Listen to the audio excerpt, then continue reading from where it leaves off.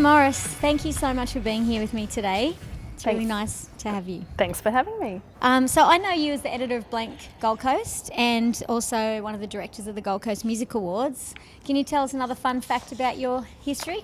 Well, I've worked in conservation pretty much all of my life. So Blank and the Gold Coast Music Awards started as a hobby, really, and now they're a full-time endeavour. Yeah, and you're certainly doing it very well. Thanks. Today I've brought you in to talk about how to write a standout bio for indie artists.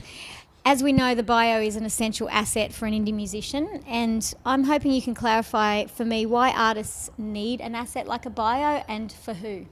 So when you think about the sorts of customers or clients that bands will have, there will be a bunch of them.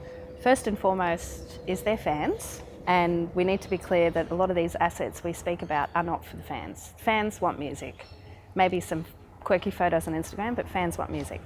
Everybody else in the industry wants hard collateral, hard assets that they can use to know more about you, to book you, and then to promote you. So a biography is one of a suite of things that artists need to have, and it's probably the most commonly used by journalists, festival bookers, and booking agents.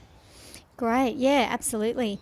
And, you know, when an artist is preparing a bio, what do you think that people in the industry, that the ones you've spoken about, would actually expect in terms of the content and the level of professionalism? So, first and foremost, in terms of content, the most important thing that a bio does is tell your story. So it either tells the story of you as an individual artist, singer-songwriter or performer, or it tells the story of the band and how the band came to be. That doesn't mean you need to go back to ancient history when you're all at high school playing guitars in a garage, but you need to have some element of history there. Professionalism is a bit of a no-brainer here. So the end audience are industry professionals who spend their time professionally working in the industry, which means they're expecting professionalism from the bio.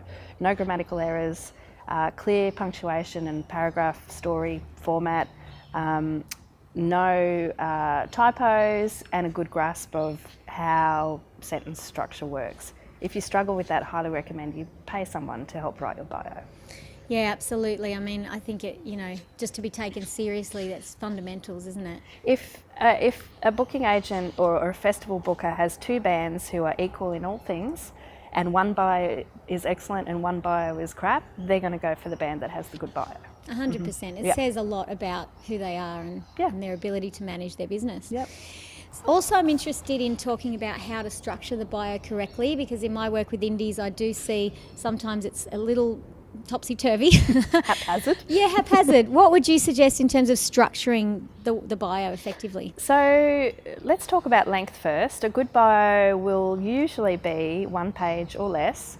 And if you're an emerging indie band, you should be able to tell your story in less than 1 A4 page.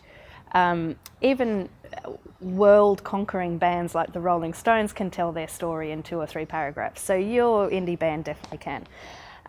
In terms of structure, with bios and also press releases, we use a writing structure called the inverted pyramid, which simply means you put all of the important information right at the very beginning, and then you start to tease that information out. So ideally, the very first paragraph should tell your whole story.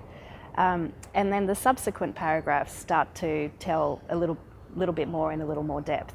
And what that does is it means that the journalist or the writer or whoever it is, when they stop reading, they have the full story. And that might be right after the first paragraph. Hopefully they get to the end, but if they don't, they've made it to the end of the first paragraph and you've told them everything they need to know. So I think, you know, just in terms of what we've just discussed, I like to come up with a little sort of nugget of wisdom or something that we can, you know, put out to the indies. I think really it's that the bio is an essential tool for telling your story. The bio is very essential. It is probably the most essential tool for telling your story, and it supports a bunch of other tools that you also need to have. And there are 5 key elements, right? 5 things you need to absolutely include with your bio. A, tell a story. That is the story of you and your art. 2, establish credibility, so share examples of your achievements. 3, evoke the senses, tell a really evocative story. 4 is include a quote or 2, because that is basically using third-party endorsement. And 5, invest in awesome photography. Fantastic, Sam. Thank you for all your information. And just lastly, I'm going to ask you a bit of a fun question. If you were stuck on a desert island for the rest of your life and you could only take one album, what would it be? Oh man, I think it would be definitely Paul Kelly and the Coloured Girls. His best album. Yeah, the best one.